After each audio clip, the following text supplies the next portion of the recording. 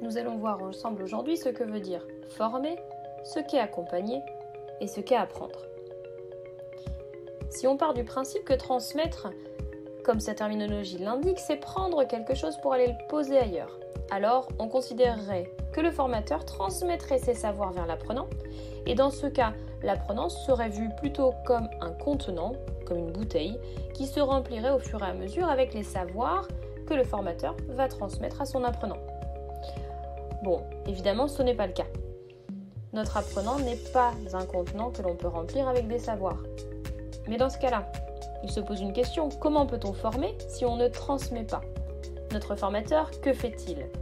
Eh bien, il apporte quelque chose qu'il donne en partage.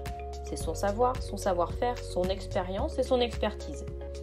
L'apprenant, de son côté, va venir s'en emparer, s'approprier ce que le formateur propose de partager. On a donc la représentation d'un formateur d'un côté, de l'apprenant de l'autre, et entre les deux, un contenu partagé ou bien encore une boîte à outils.